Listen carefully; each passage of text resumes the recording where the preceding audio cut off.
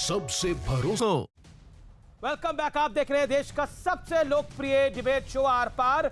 मेरे साथ इस चर्चा में डॉक्टर सुधांशु त्रिवेदी, मेरे साथ सुप्रिया श्रीनेत, मेरे साथ इस चर्चा में जूही सिंह, मेरे साथ इस चर्चा में तस्लीम रहमानी और मेरे साथ प्रोफेसर संगीत रागी है। आप तमाम लोगों का एक बार फिर स्वागत है। मैं क्विक टेक लेना चाहता हूं। मैं 30-30 सेकंड इस दौर में सबको दूंगा।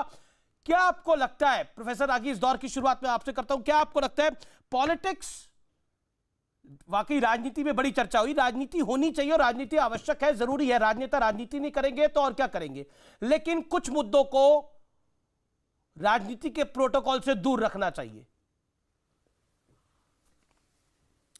देखिए अमीश जी, राजनीति राष्ट्र के लिए होनी चाहिए, इसलिए मैं बार बार कहता हूं और दीनदयाल जी भी कहते थे, राजनीति राष्ट्र नीति की होनी चाहिए। एक दूसरा सवाल मुझे करना है। 25 मई 2019 को कांग्रेस अध्यक्ष श्री राहुल गांधी ने अध्यक्ष पद से त्याग पत्र दिया था। आज 1.5 साल होने जा रहे हैं, 1.5 साल से ज्यादा होने जा रहे हैं, कांग्रेस पार्टी एक अपना अध्यक्ष तक नहीं चुन पाती। ठीक है, क्योंकि एक लॉबी है जो भाई को बनाना चाहता है, दूसरी लॉबी बहन को बनाना चाहता है। वो पार्टी कह रही है कि आप किसानों की समस्या नहीं सुलझा पा रहे हैं। अरे एक पोजीशन तुम कांग्रेस पार्टी सुलझा नहीं पा रहे हो भाई। कांग्रेस पार्टी के लिए मैंने कोई व्यक्तिगत टिप्पणी नहीं की थी, मैं तो एक अच्छा ठीक है okay Supriya 30 second Supriya reply 30 second.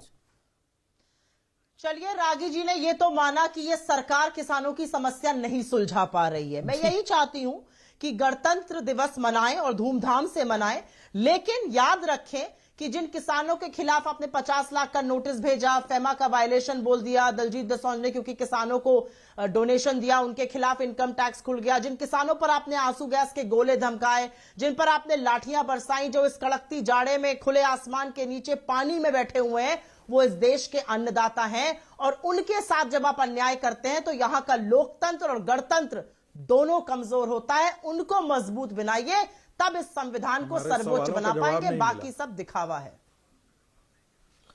आपका जवाब मैंने दिया। आप एक नॉन सीरियस कमेंटेटर है, मैं आपको सीरियसली नहीं। अच्छा, आई थिंक पर्सनल रिमार्क्स से बचना चाहिए। बता दीजिए कि लोकतंत्र क्या राहुल गांधी और प्रियंका गांधी और श्रीमती सोनिया गांधी में बसता है? अच्छा, विषय ये नहीं है। सुधांशु मैं आप पे कमेंट नहीं करूंगी, आप एक नॉन सीरियस कमेंटेटर है, मैं आपको सीरियसली नहीं लेती हूँ। ओके, सुधांशु तय करेगी कि आप कितने सीरियस कमेंटेटर हैं। सुधांशु देखिए, ये पिछले एक हफ्ते में वैक्सीन को लेकर, रिपब्लिक डे को लेकर जिस तरह की बातें हुई, उनको सीरियस तो बातें नहीं कहा जा सकता। देखिए, मैं बिल्कुल ईमानदारी से सिर्फ 3 वाक्य में बात कहता हूं। पहली बात, सुप्रिया जी ने कहा 10 राज्यों में विपक्ष की सरकारें हैं, 10 जिले बता दीजिए उन 10 राज्यों को, उन 10 राज्यों के जहां आप लोगों की सरकार है, जहां पर आंदोलन चल रहा हो, कितनों के राहुल गांधी जी ने ट्वीट किए हैं, वरना तड़ा करते थे। दूसरा, वैक्सीन हो, या वही लोग जो कहते थे संसद का सत्र क्यों नहीं बुलाया गया, वो अब कहते हैं कि गणतंत्र दिवस 2 घंटे कार्यक्रम नहीं होना चाहिए। गजब का तर्क है।